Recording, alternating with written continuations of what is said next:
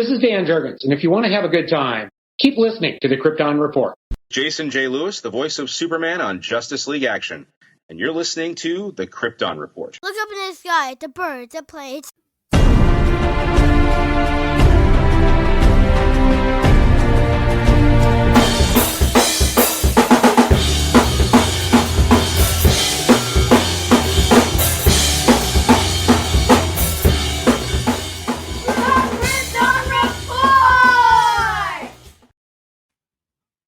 What up, everybody? It's Tyler, the Superman of Blue, who's not wearing blue at the moment, and James, the Superman of Red. What up, James? What's up? How's it going? It's going well, man. We're all in. And if you're a Lifehouse fan, Lifehouse did a song called All In, and it's actually the song that my friends played live as Jania and I ran out of the church after getting married. It's a little bit more information than anyone was wanting to know, but hey, that's okay. We got some news. We're just going to hop on into it. James and I are recording a little bit later than usual because life happens, but let's get into some stuff. Ready? Here we go. Boom. Clayface movie has officially underway at DC Studios with Mike Flanagan writing. Okay, so first things first. I know Mike Flanagan actually wrote this and pitched this years ago. I actually listened to him talk about this on a podcast called Script Apart when he was talking about other projects that he had worked on. And it was one that he wanted to do.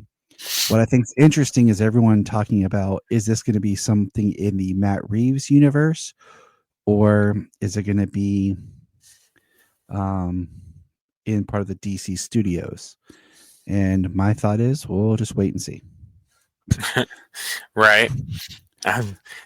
Basically, if it comes to the Matt Reeves, it's going to have to be like a grounded noir kind of thing that reminiscent more of Cape Crusader. And you know, if it's DCU, I mean, I want a Clayface horror movie with this big giant monster. Like, he doesn't have to be like huge all the time because obviously he's going to shapeshift into people and stuff, but like, I want it to be damn near creature feature. You know what I'm saying?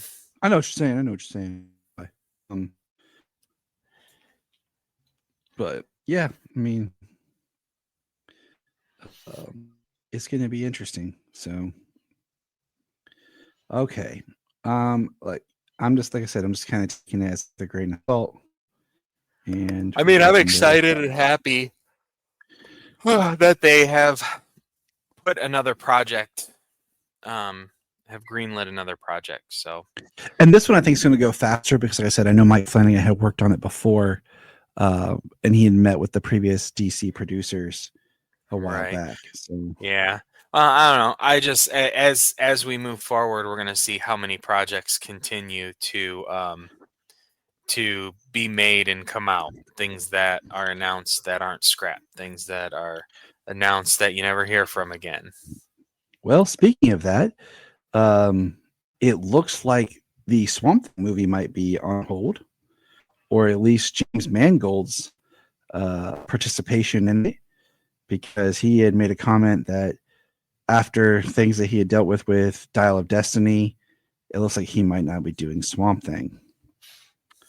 So, okay, you know, when you toss your hat in the IP arena, sometimes or when you make a movie that just, I mean, just that movie had enjoyable parts, but it's the, you know, just the whole, I don't know, there's certain elements you can do that are like, oh, cool, and then there's some elements you're like, okay, that's too far, you know. I haven't seen Dial of Destiny yet, so it's the last thing I saw of his is probably Logan. I mean, he's a great director, and Dial of Destiny is worth a watch, you know what I'm saying? But it's just, I don't know. All right, moving on. Let's see here. DC Studios films. I had something for that. Hold on. Oh yeah, here's the official kind of announcement here. The Dynamic Duo is going to be in 2026. 2028, June 30th of 2028. 2026 is supposed to be Clayface, Supergirl, and the Batman 2. 3.5 years away. And I'm just like, dang, dude. Like, I think about that, like, oh, I'll still want to see it. But then I think about, like, will my kids be interested in seeing it?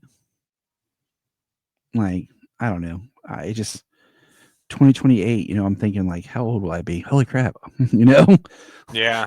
And Solomon will be 12. Yeah, maybe, but still, like, yeah. All right. We got some new toy announcements. McFarlane put up this beauty here for pre-order, the Batman with King Kong, which actually comes with two different Batmen. It has one that's small to scale to being King Kong's hand, and then an actual full-size Batman.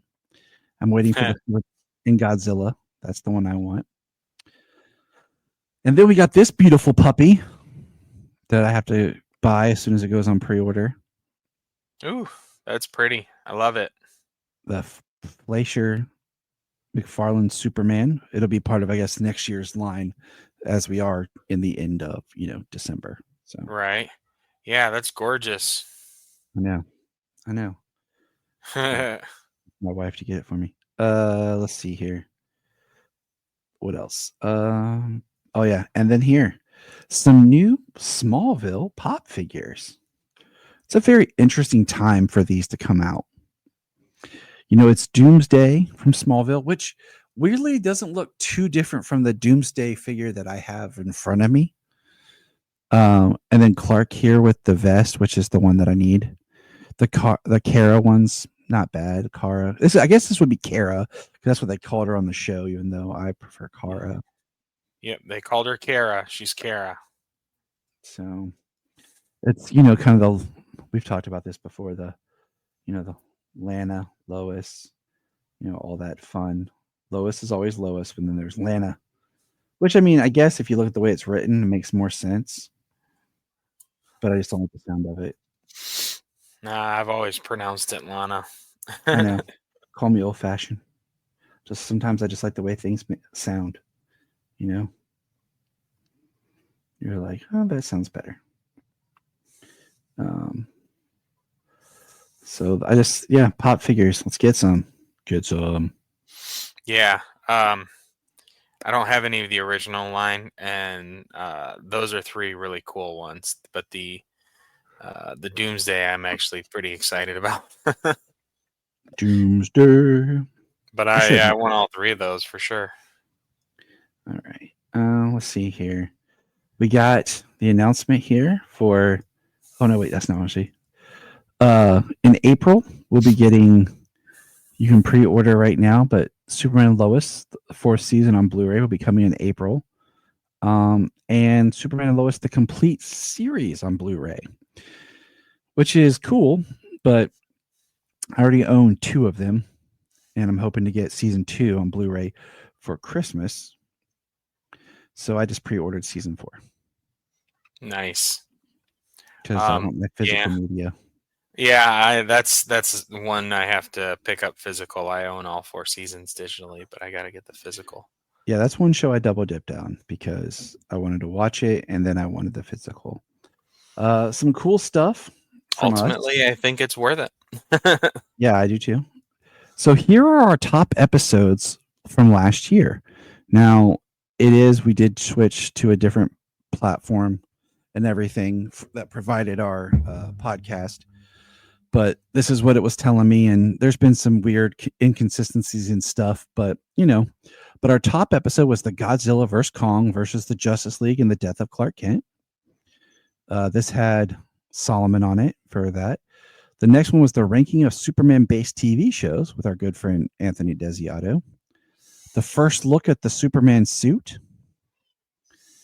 The DCEU end of an era, which was a part 4 of the DCEU special that we did a crossover with Brian the Guys. And then Penguin trailer, Jimmy Olsen, comics, and more. So that one was kind of surprising. But those were our top episodes of last year. Unless our next episode breaks the record, which we're still in December. So who knows? That'll be pretty quick. But after tomorrow, who knows? Yeah.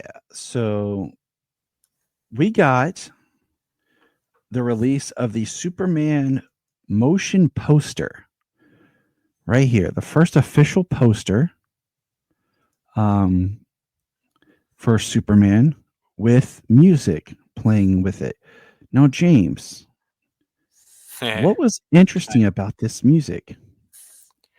Well, the interesting thing was I couldn't tell for like a day and a half. But I woke up the next day. So not a day and a half, but the whole day. And then when I woke up the next day, I could finally hear it. But it's like a vocalization of the John Williams theme. But it's not the main. It's not the main. Like, it's later in it. So yeah, it's not like it's the dun, dun dun dun dun dun. Yeah, like, that's Star Wars. Flip it. Yeah. Dun da da da da da da. You know, Superman. It's later in the score. Just like when I showed you guys someone had put the John Williams music with Superman and Lois, but it was from the John Ottman Superman Returns scene where he's lifting the Kryptonite Island. But then we got this with a thing that said,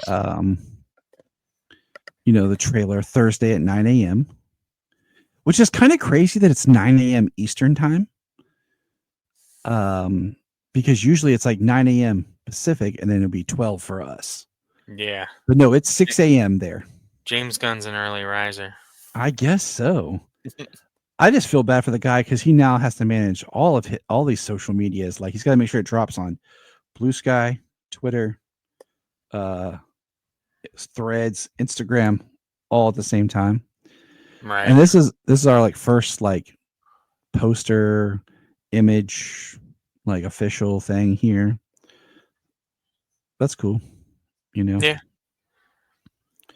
Kind of seen that as stand-ups and yeah, backgrounds at comic conventions and things. I'm surprised we didn't get that more of like the poster format. Like how the Man of Steel teaser was the symbol, and then the Superman Returns one was too. Mm-hmm. Like, why didn't we get that type of poster as our teaser poster instead of the motion poster? But James Gunn also released a video segment today.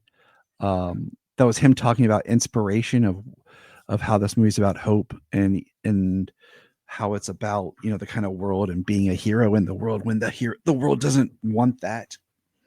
Which was a nice little listen to. And also about how it was David Cornsweat who eventually, they found the right pair of trunks, and they talked about how they weren't going to do trunks and they weren't focusing on that, but they kept testing things. And eventually they were trying different ones. And the idea was that the trunks were part of the costume that helped make him seem a little silly or anything, so that he would be more approachable, and I've talked about that before, about the idea of his costume being bright and everything to be like this kind of almost counter programming in a way of being a little bit more approachable and everything, so that people wouldn't be afraid of him. Right. I mean, everything he can do, it's easy to see why people would be. And I mean, when they drew Superman originally, they made his costume akin to the strongmen of the day, kind of wearing the tights with the bottoms that kind of were over the top and stuff like that. That's the look that they gave him. And a quote that he had given was more pro wrestler like. Yeah, that would be akin to, one of the facsimiles to a strongman performer. I was able to pull that track real quick for everybody.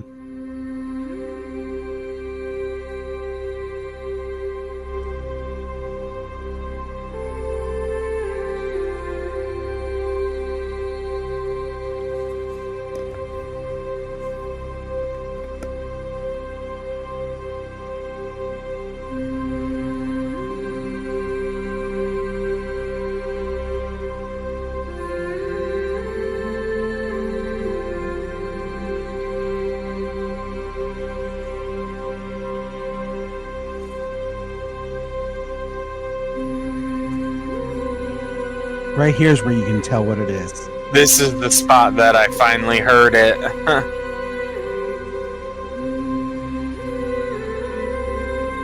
Right there. Yeah. Yeah, like those 4 notes.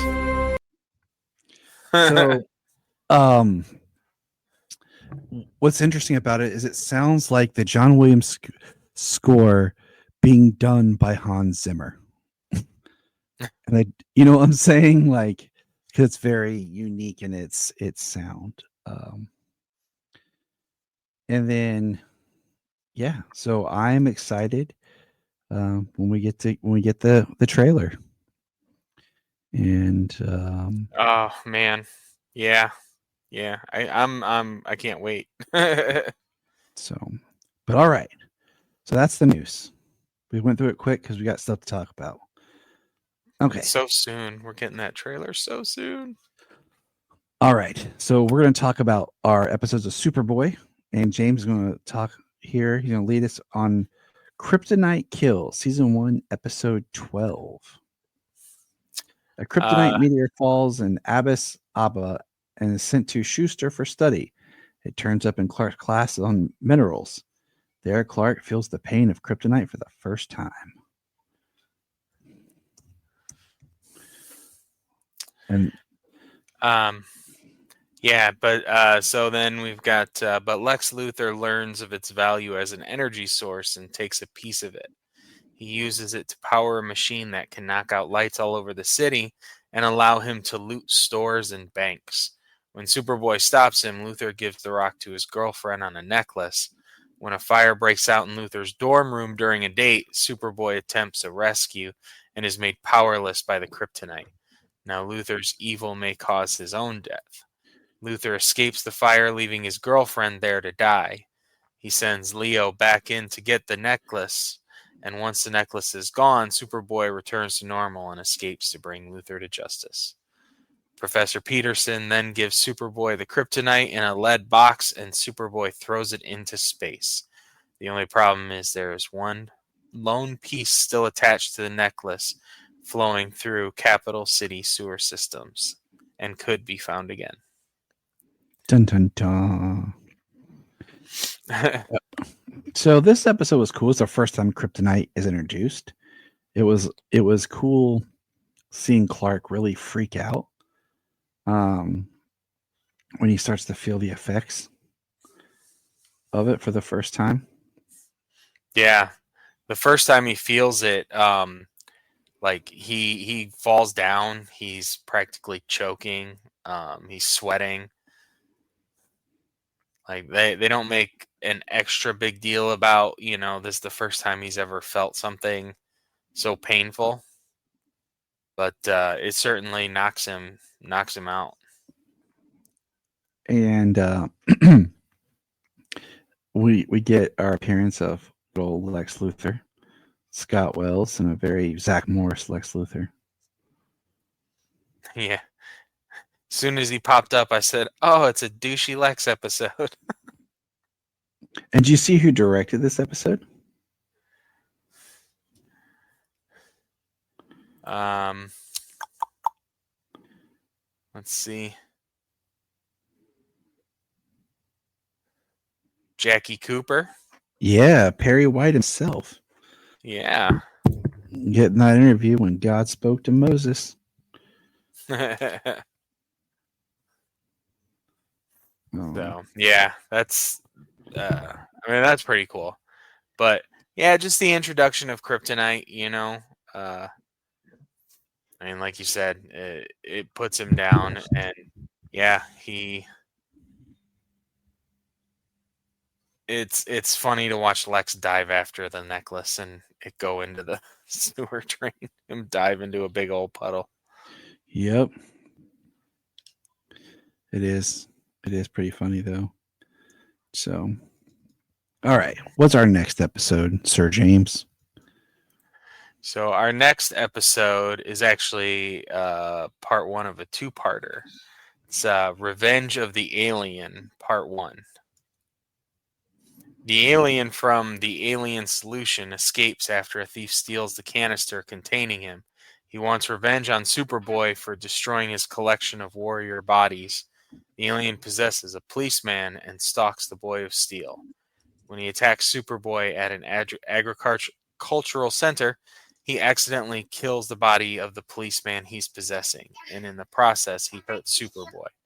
But when he tries to take over Superboy's body, he can't get in, and angry, he possesses the body of Clark's visiting father, Jonathan Kent. Ooh. How'd you feel about this one? I felt like the police officer walking around possessed was trying out for a role as a Terminator. Makes sense. Yeah, I kind of felt like that too. I like seeing Jonathan Kent back. And did you catch that the writer was one of the writers was Mike Carland, and we had a new arrangement on the theme song. Oh yeah, yeah. So it's pretty interesting. But yeah. But yeah, so we got the alien that possessed warriors and possessed Lana.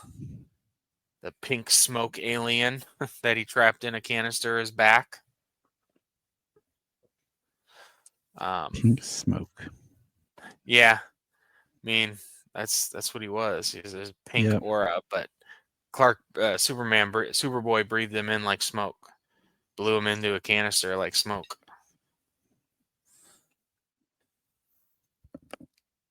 That's smart, Superboy. Yeah. It's funny he takes over a police officer though in a van, and he's got this heavy weaponry because when I think of cop cars, I think of an RPG. Yeah. Yeah. I mean, every time cops go someplace, they blow shit up. Oh, sorry, they blow stuff up. I mean, that's what I think of. Yeah. Being cops is like bad boys. Mm-hmm. It's the 80s. Yep. All right. So what happens in the second part? Yes. So part 2, now controlling Pa Kent, the alien makes his move to get revenge. He kidnaps Lana and holds her hostage on a rooftop near Schuster University. Clark sees his father on the news with Lana and realizes something is wrong. When Lieutenant Harris tells Superboy that the cryogenics lab was robbed the night before, Superboy realizes who he is dealing with. He finds Pa Kent and tells the alien that he will allow it to enter his body as long as he lets Pa Kent go. The alien agrees, and Superboy takes the alien to Professor Peterson's lab. After the alien enters his body, Superboy activates a kryptonite ray in the lab. The kryptonite begins to kill Superboy, and the alien inside is in agony. Superboy realizes he is dying. Pa Kent helps him move into a cryogenic freezer. Inside, the alien exits Superboy's body, not realizing where he is. Once he goes into the cold air, his gaseous body freezes and it becomes solid. And it breaks apart into hundreds of pieces. Pa Kent is cleared with the police department, and Superboy survives his exposure to kryptonite. Dun dun dun. Yeah, the Professor Peterson has created a ray that harnesses some of the energy, some of the radiation of kryptonite. He actually uses it to peel off a little bit of Superboy's skin. Yeah, it's pretty crazy, actually. A little unnerving, too. Hey, came up with a device so quickly like that? Yeah. Hey, Superboy, I got something for you. What? Right. You know that rock that, knocked you unconscious? Now I've made it into a weapon. What? Yeah, dude. Yeah, right? He just takes it casually. Just in stride. It is what it is. Mm-hmm. It was a nice two-parter with Jonathan. It was funny to see Pa Kent like acting very menacing. Like he was acting off, but everything he said was so menacing. It was like even though Lana's known him all her life, I don't think she would have went with him. She's like, Pa. So, but all right, let's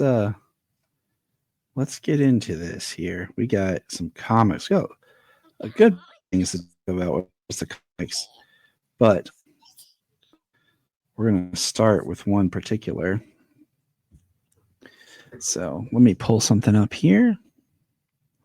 Now, in our comics section of today's episode with James Cole. What are these comics? Huh? What? Have you read the Gotham by Gaslight, the Kryptonian Age?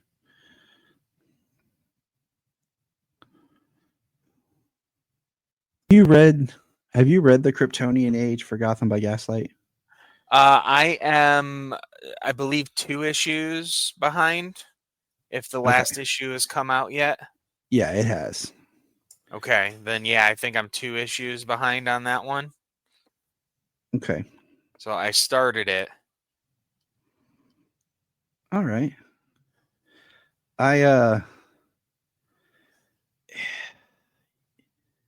Yeah, we'll talk about it, but I don't know. Put it this way, I haven't gotten to the point where any Kryptonian has really shown up or anything yet.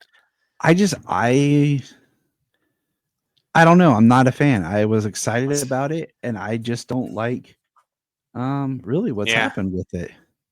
It's like at least 3 issues of like a ring that you think might be kryptonite, and I'm not sure if it is or not. And then Superman might be a cowboy. I don't know. I haven't gotten that far yet. Well, we'll touch back after you finish. Okay, did you finish reading Kneel Before Zod? No, I did not finish that series. That one Me neither. That one fell off for me. And I usually read like everything on the app, but no, I didn't either. I'm trying to get something to load here for me. I'm trying to scroll. So last time we were in Action Comics, we touched on the House of Brainiac. And that was episode or issues 1066. And then we went into this time with 1067, and it was what was under Superman All-Stars, 1068 and 1069. And it was Gail Simone and Eddie Barrows. And I'm gonna be honest with you, I didn't like it. Eddie Barrows' art was good. They used the more Fleischer looking S symbol, and I guess there were stories that were supposed to take place in the past, but I'll be honest, I did not like it. I mean, yeah, it took place in the past, but I think the idea of that character that he fought supposed to come back after him later. Yeah, it just I think that's what that was. Yeah, it was very Silver Age in the world, the way everything was, because it was supposed to be older. I think even the design of Lois is like a dress and headband kind of a thing. So yeah, it's definitely kind of an old style story book, as well as its design and the time period it's kind of supposed to take place in. And it was just a three issue arc. Right. And I don't know, it just threw me off. I felt very I don't know, like not out of place, but I don't know. It really just kind of threw me off. Mm. And it was like, oh, this is what we're doing. What? Right. Okay. Well, I mean, so we got 1070 all the way through 1076, and those are phantoms. yeah. So we're Wait, gonna. I haven't read 76 yet, and I don't know if 76 is the conclusion. I think or it not. came out just today, and actually, It- I don't believe it's the conclusion yet.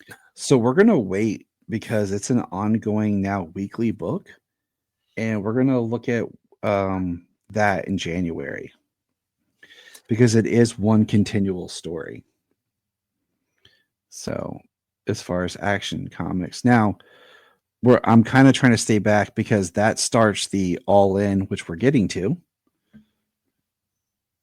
And we'll jump over to this here, World's Finest, which is what they call James and I when we hang out. Yeah, buddy. They're like, they see us hanging out, like, oh, there's the World's Finest.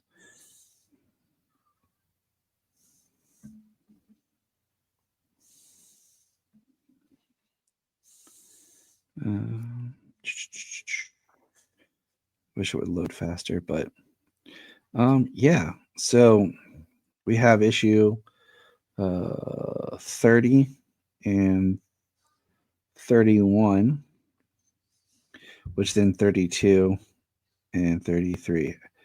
Have you been reading World's Finest? Actually, these 3 issues I have not gotten to read yet. All right. Well, they're fighting Calypso. Eclipso?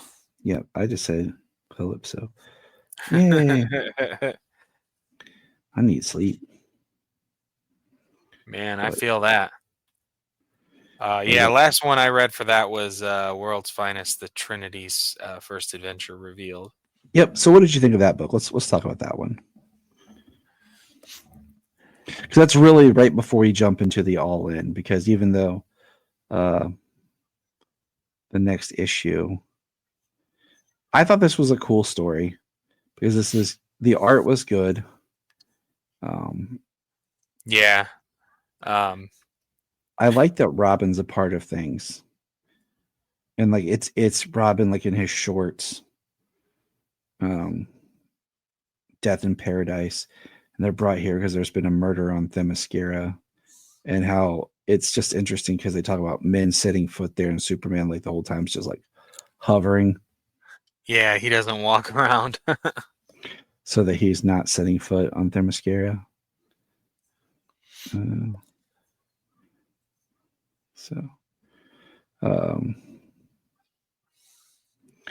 But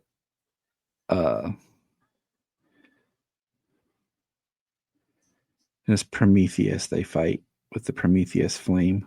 Yeah.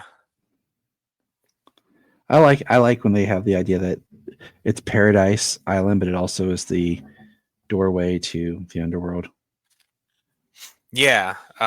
It's they guard Doom's Gate. They guard the gates of Tartarus there.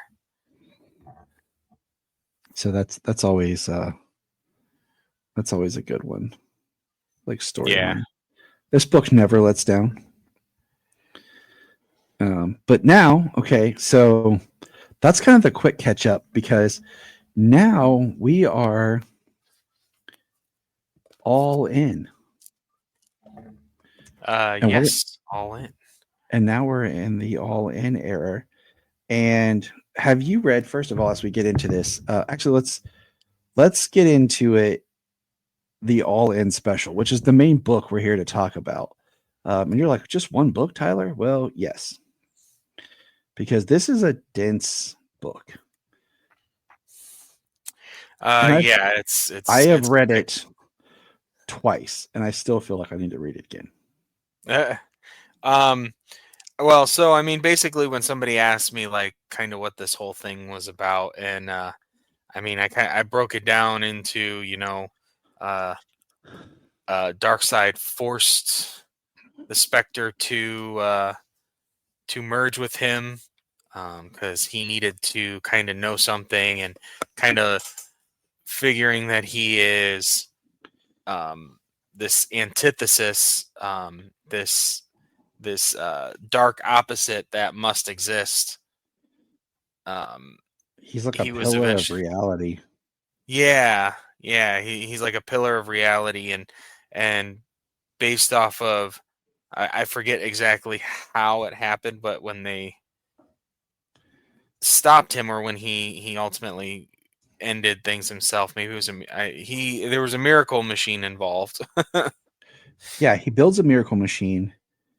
All right, so 52 days later, after the events of the last so the special, the all-in special is broken up into two parts.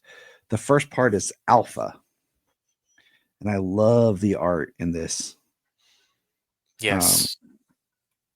Daniel Sampre, love it. And it talks about how they used all this technology, all this alien technology and magic to make the Justice League cards. And we see all these people being invited to join the Justice League at different levels. And they kind of talk about real quickly, they hit, and it all starts. It says after the darkness, the loss, the betrayal, the nightmare, the change. So darkness is Dark Crisis. Yep. Loss, I wasn't sure exactly what it's referring to. Betrayal was what started the dawn of DC. That's when the Lazarus Reigns came. Yep. The Nightmares, of course, was the big Nightmare event. The Change was the Beast War. And then the Brainiac, and then the Absolute Power. Yep. So basically everything's happened. And we see all these people getting cards. We have Starfire, Roy Harper, Robot Man rejects it, Metamorpho, Supergirl, Robin, Damian tosses his, Fire and Ice. And then we go to Booster Gold, talking to Superman. And Booster talks about his memory of seeing the blank card. We have a new base, huge watchtower center. Looks like a spaceport. Yeah. And everybody's showing up, and we find out that the question is their security, and now they're the Justice League Unlimited. That's an awesome picture, and of everyone that's there. There's Mr. Terrific talking. There's Alan Scott. Robin's even there, even though he tossed his card, which is hilarious. Yeah, they've got a whole bunch of people. I mean, there's Swamp Thing and Robin. You got Firestorm and Shazam, Donna Troy and Dr. Light, Blue Beetle, Black Lightning, Dr. Chimp, Yara. I mean, and then right as they're talking about everything and the hopefulness and the joy, something happens. And what's neat is they start saying dark side, dark side. And even the words are flipped upside down, and Darkseid appears, and he looks pretty awesome. This image right here of Darkseid with the axe hand, yeah, his one hand is an axe, and they all start fighting him, and he's yelling and screaming and talking to someone. Now, what I find interesting is there's one panel where Batman's in a different costume. That makes no sense why he's in that costume, and he's only in it for one panel. Is it the one where he's got the gold? It's almost like a blue cape and cowl with a gold bat symbol across the chest. Yep.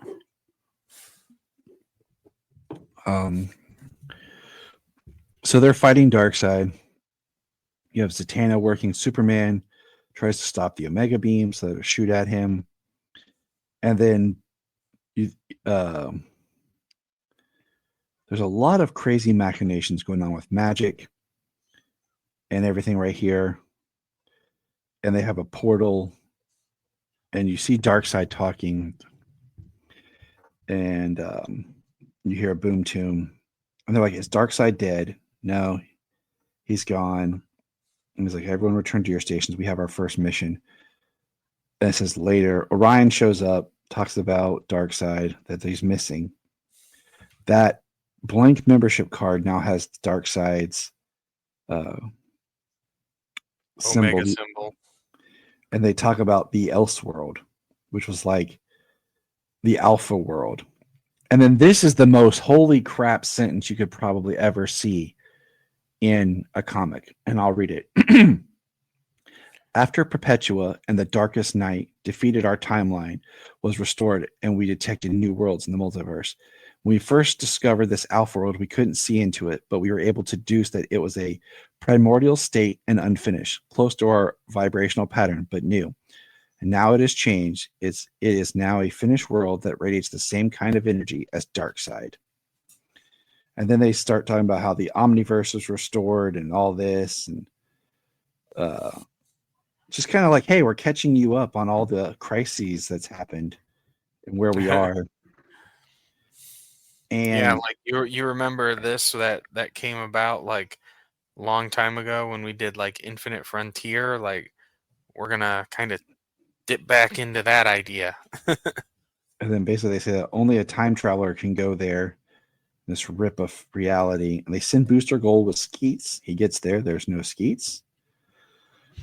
And but the Omega symbol on the side of the Daily Planet. Yep.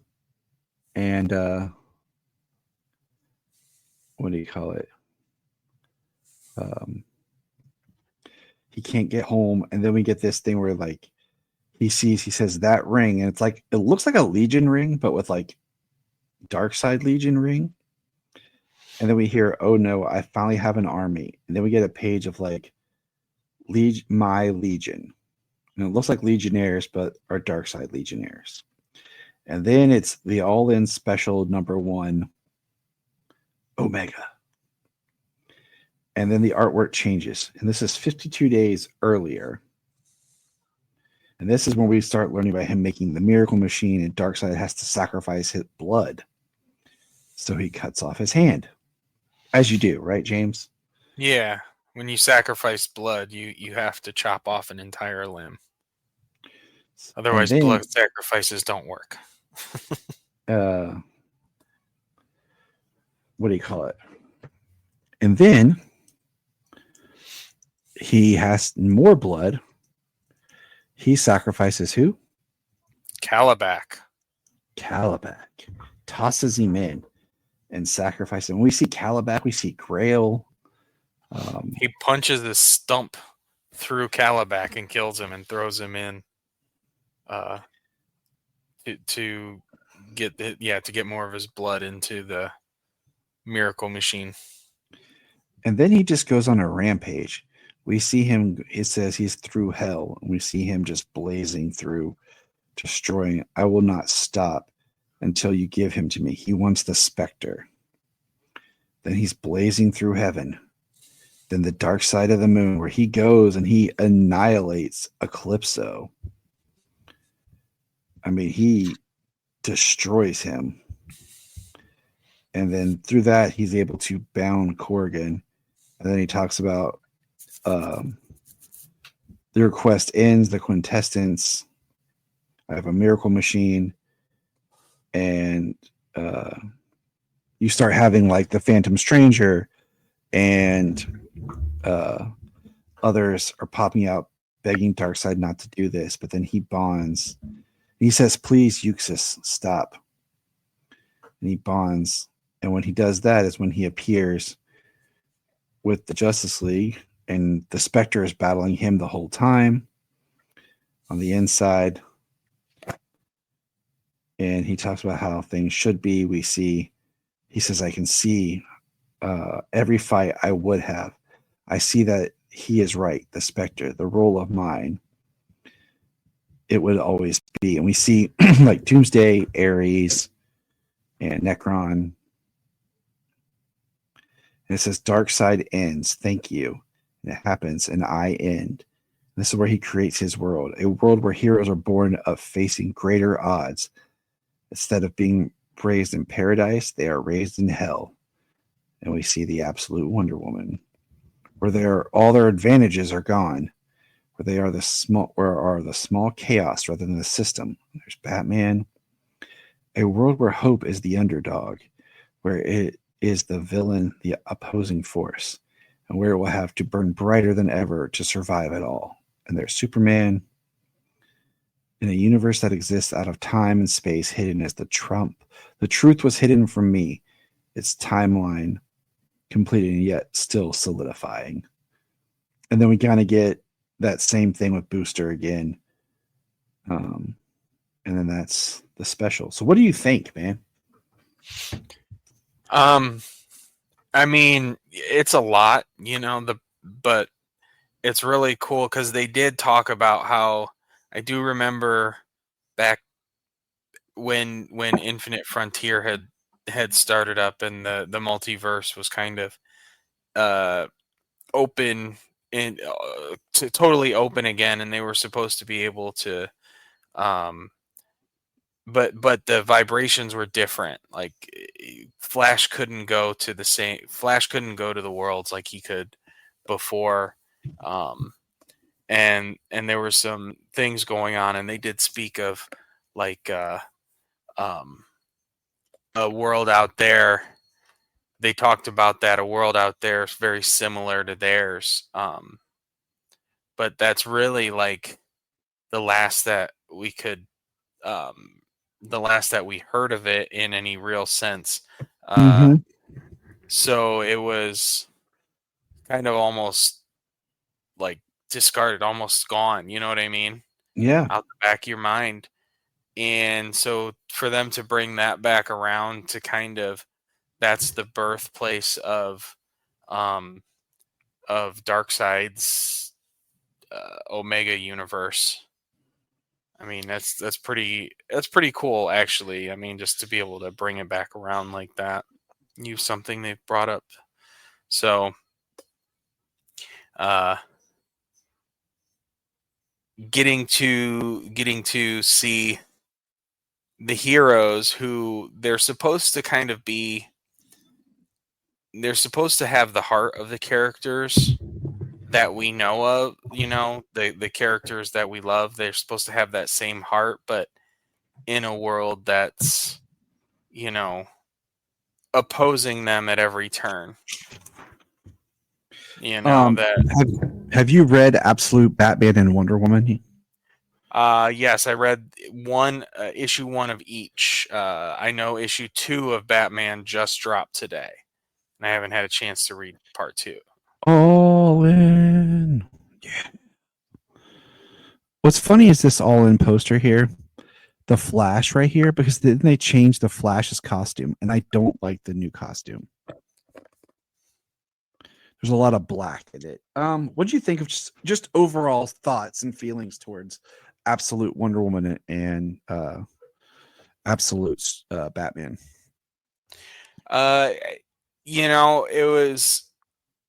They were interesting tales, interesting ideas. Some things that I did note was like with Batman, Bruce is not like your rich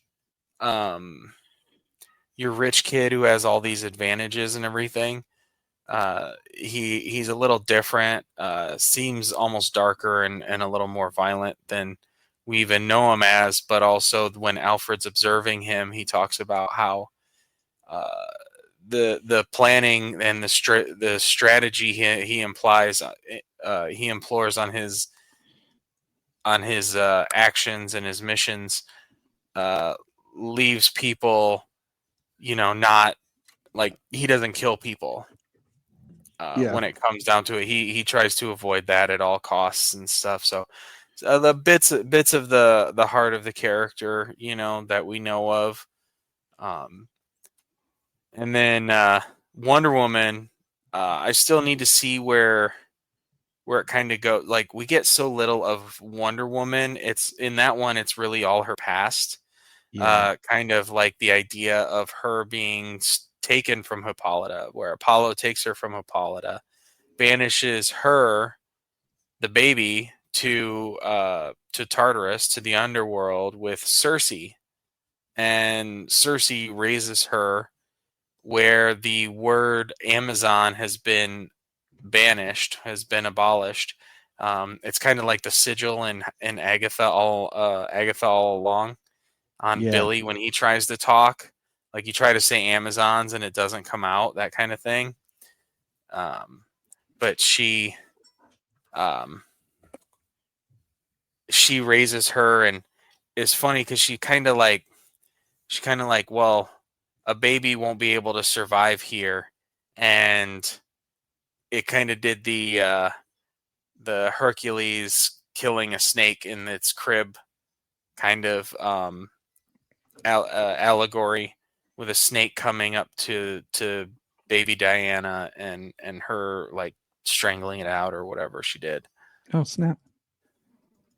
So yeah, some interesting stuff, but then she kind of makes her way out of there, and she's fighting like an invasion of like hell, like demonic beings. So yeah, interesting to see where that one's gonna go.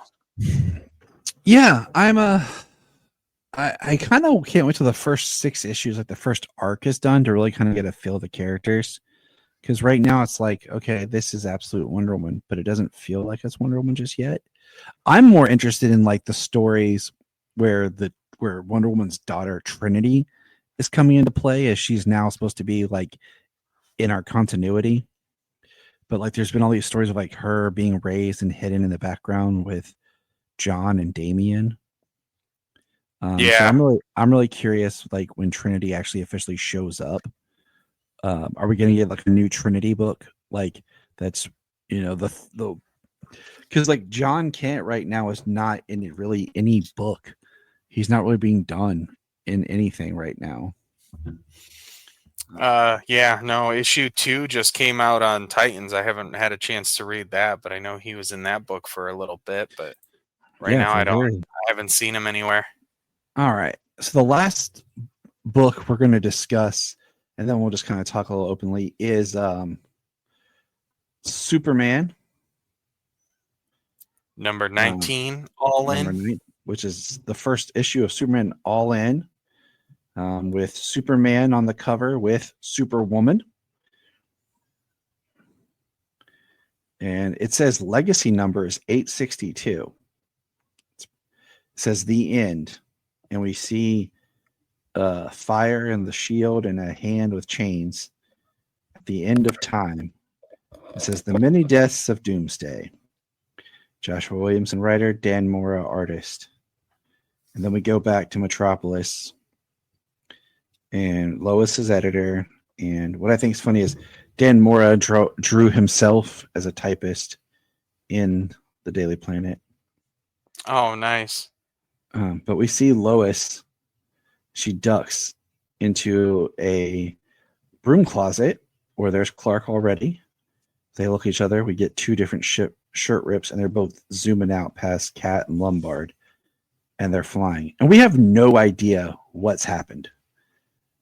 Like, where Lois got these powers or nothing. And they're fighting the Atomic Skull. We still have the Super Core.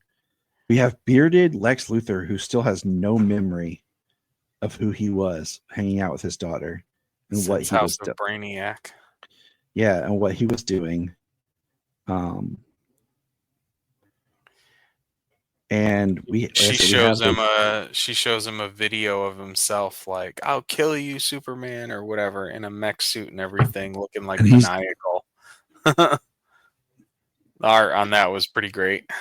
Yeah, all the art for this is beautiful. And then, the big thing is we get Doomsday that shows up, and he is like evolved, and he is looking ridiculous. And Superman's scared because, of course, because Doomsday's the one that killed him. And Lois says, if this is anything like the first time you fought Doomsday. And then we have flashes back of Lois holding Clark's dead body in that famous scene that we've had. And then her eyes light up. She's like, let's do this. And it's Doomsday is roaring. And my tablet is frozen. This app. The only weird thing that happens to me for the most part on the app is it giving that like blue completed line underneath the books that I haven't even read yet. Yeah. Saying I've read books that I haven't read, so that's annoying. Yeah, thanks a lot, app. But like I said, we get that art, and then Doomsday just kind of disappears back into a portal, and then the time stops. And it's the time trapper. And the time trapper is sitting there talking with Superman. And I'll just here we go. I'll do some dialogue. The time trapper. Sorry. Because the moment is special, the horror that happens next will decide the fate of everything. Now I have died many times before. Once at your own hands, back when you knew me as, and Superman says, how? And then you turn it and it says, Doomsday. We have been enemies for millennia, Superman, but now I need your help. And we have a very skinny, humanist looking Doomsday. Yeah. And there's Sayla saying hi. Oh, I thought you were Brian. That was first. But yeah, so How many of you look at that Doomsday. What are your thoughts, James? I think it was funny just because how we were talking about the evolution of Doomsday and how they keep bringing him back, and the different things that they do with him, and the quick ways that he's dispatched. But the more they bring him back over and over again, like the one thing we got in like Superman and Lois is like Superman never even beat Doomsday in Superman and Lois when it comes down to it. In the end, it came down to a team effort and self-sacrifice. But to have, honestly, in my opinion, I kind of feel like it's interesting how an idea could be that he would be this, that he could like evolve a brain and evolve a personality and a being, for the fact that yes, he is this immortal creature, and he can't, or he, even if he dies, he comes back. Considering if that's the case, like if he's immortal, either he's a force of destruction, a force of nature and destruction for all eternity, or he eventually does have that chance to evolve. And I think it's an interesting idea to explore. I think we're at the point where we need to do something like this. And it's like, we talked about this because, we just had our Patreon watch of Superman Doomsday, and we had a good chat in there about the character and where it's at and what has been done and how it originally was intended, but how they've moved it in different directions. I feel like there's nothing else left to do with the character but do something like this. And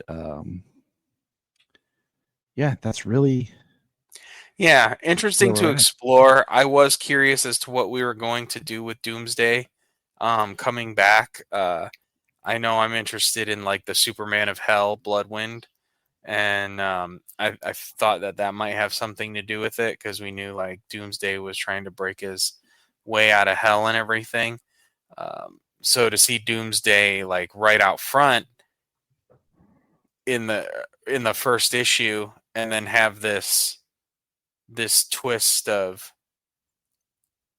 this future Doomsday freezing time and needing Superman's help, I was like, wow, this is not what I saw coming at all.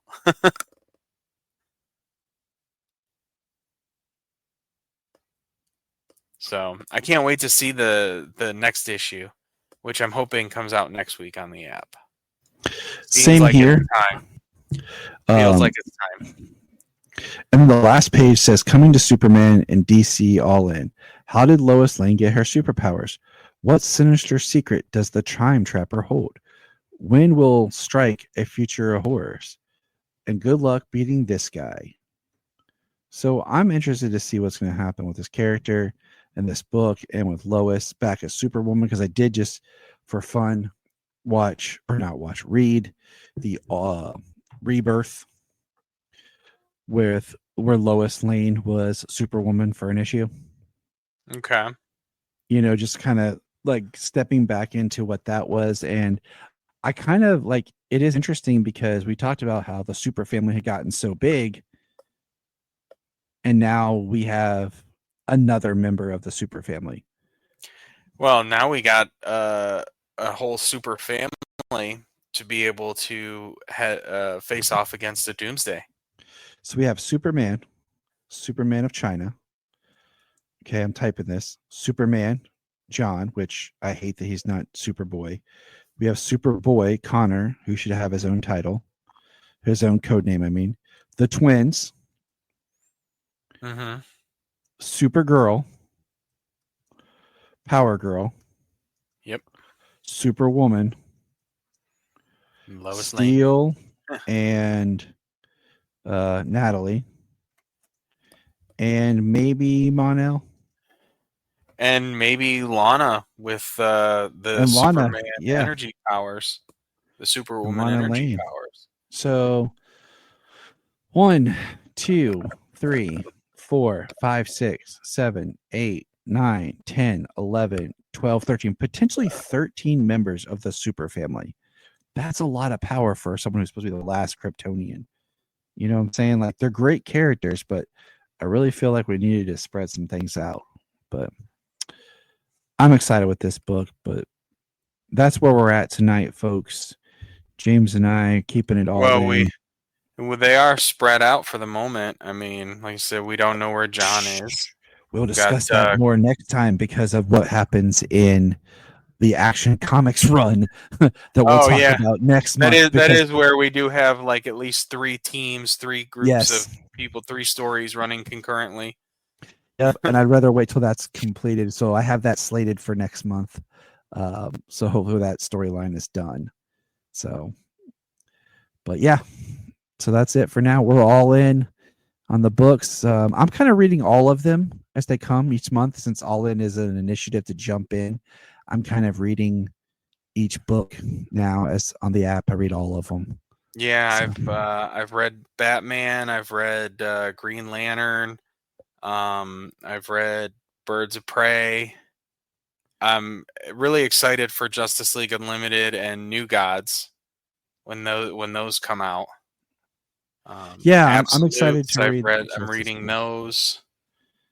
Mark Waid's writing Justice League Unlimited with Dan Mora on art, so it's going to be Dan sick. Mora, he's tearing it up. So the guy deserves it. He's amazing.